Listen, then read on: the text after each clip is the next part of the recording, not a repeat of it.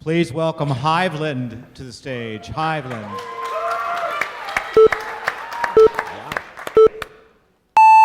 So my name is Christopher Shepard, and I'm here with Hivelend. Hivelend is connecting beekeepers and farmers. Yes, beekeepers and farmers. So farmers need bees to pollinate their crops, and beekeepers want to rent out their hives, but there's currently no good way for them to find each other. Right now, farmers resort to using things like Craigslist, or they call a guy who knows a guy who is a farmer, and that's like ridiculous. We're in 2015, right? So my partner is an amateur beekeeper, the most passionate person I've ever met, and we launched this business at Startup Weekend 2 weeks ago, and we won second place, actually. We're being supported by Spark, and we're getting office space through them. We've been invited to a major beekeeping conference in March, so we have to really work on our prototype to be ready by then. We're featured in Major Beekeeping's next newsletter, and we don't even have a fully functional product yet. So there's been amazing response to this, and we're really excited to get started. Okay, congratulations. It looks like you have a mentor.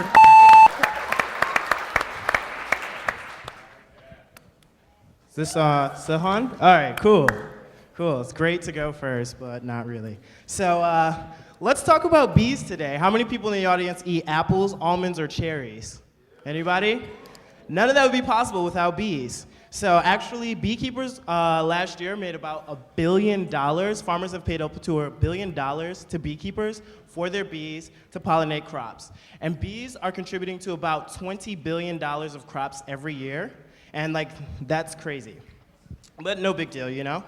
Interestingly, though, beekeepers and farmers are having a really hard time finding each other because this is like a really relationship-driven business, and so far they've basically just had a beekeeper and a farmer partner with each other for like the last 10 years, and they've just supplied to each other, right? But because of this new thing, bees are dying out. It's called colony collapse disorder, and so bees are dying, and because of the harsh winters, particularly in Michigan, a lot of colonies have died. We talked to a beekeeper who had 2,000 bees, and half of them died this winter. So now, like, the industry is shaking up, and like, we have to start finding more beekeepers. Farmers have to go logistically and find new people, and they're having a hard time doing that because there's literally no way for them to find each other. They have to call a guy who knows a guy. So we talked to a farmer, and we're like, how do you find beekeepers? And he said Craigslist. To put that in perspective, $20 billion each year of agriculture is created through Craigslist. Like, that site belongs like selling broken iPhones, not feeding America. So, and with customer discovery on our beekeeper side, it was the same thing. One beekeeper said he literally drives farm to farm, knocking on doors, asking if they need bees. Clearly, this like needs to stop, and there's a market for this. So that's what Hivelend is doing. We're connecting beekeepers and farmers. So we launched a website about a week ago. We've raised about $1,000 in grants so far, and like we're really excited to go forward. So. All right, thank you, Hivelend. All right, good job.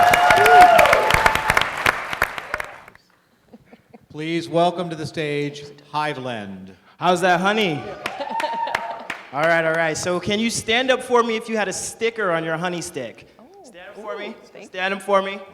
About 30% of you should be standing up, and if you were a bee in Michigan, you would have died this last winter. You probably wish you didn't stand up. So. Wow, did you really want to give me one with a sticker too? Yeah, we gave Tom Frank a sticker, so. If you care about eating tomorrow, then you'll vote for Hivelend, because we're solving a problem that will affect every person in this auditorium. Because we are connecting beekeepers and farmers, which supports the livelihood of everyone on this planet. Really, like, what more impact can you have, right?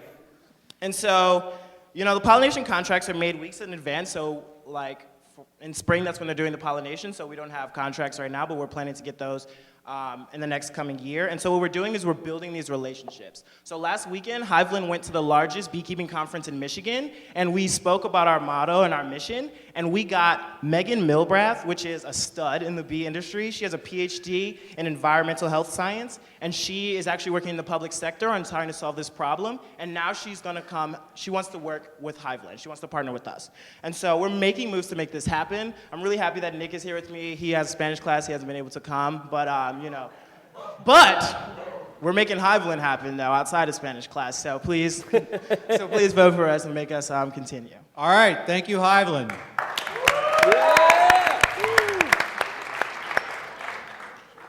Doug, you and I both have many things on our resume, but I don't think sort of bee stud is on there. Would you like to offer some comments to Hivelend?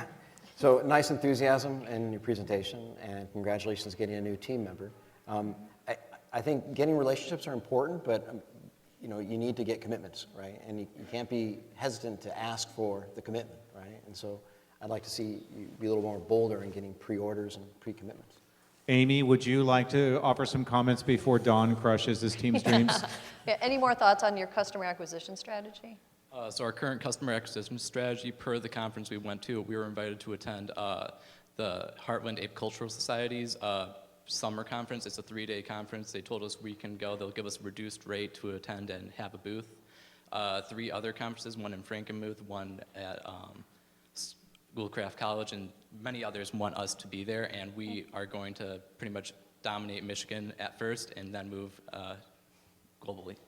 All right, Don, bring the beast water. So it's great to go to these kinds of conferences and meetings and things like that, but what's your strategy for signing people up and monetizing that attendance? It costs a lot of money to do that stuff, and something's got to come from it. It's concrete.